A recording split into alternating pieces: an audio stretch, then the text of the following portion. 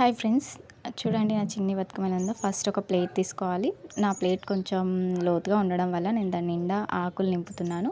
So మీకు సమానంగా ఉన్న ప్లేట్ అయితే పర్వాలేదండి, అలాగే పెంచుకోవచ్చు. తర్వాత ఆకులు వేసాను. సో అవి కొంచెం ఎడ్జెస్ సమానంగా లేవు కాబట్టి ఎక్స్ట్రాగా ఉన్నదంతా తీసేసాను. సో తర్వాత మనము ఫ్లవర్స్ అనేది అరేంజ్ చేసుకోవాలి. సో నేను ఫస్ట్ సీతమ్మ జడలు పెడుతున్నాను. నా దగ్గర తక్కువ ఫ్లవర్స్ ఉన్నాయి కాబట్టి ఒక్కొక్కటిగా పెట్టుకొని ఇలా నీట్గా అరేంజ్ చేసుకుంటున్నాను. సో ఫస్ట్ ఒకసారి మనం ప్లేట్ని తిప్పుకుంటూ చూసుకోవాలి అది నీట్గా వచ్చిందా లేదా అనేది. తర్వాత నెక్స్ట్ నేను మందార పూలు పెడుతున్నాను.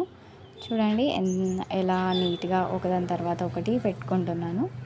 సో ఇలా పెట్టాక నెక్స్ట్ మనం చూసుకోవాలి అది రౌండ్గా వచ్చిందా లేదా అనేది. చూసేసాక ఇంకా అందులో మళ్ళీ చాలా గ్యాప్ వచ్చేసింది కాబట్టి ఎత్తుగా రావాలి అంటే మనము మళ్ళీ దాని లోపల నేను ఆకులు అనేవి నింపుతున్నాను.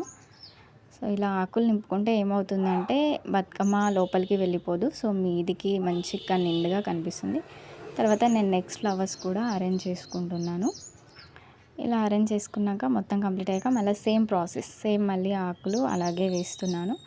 సో యాక్చువల్గా మీకు అనిపించవచ్చు అక్కడ కళ్యామాకులు కనిపిస్తున్నాయి. సో మాకు అవి చెట్లు బాగున్నాయి కాబట్టి నేను అవి నింపేశాను.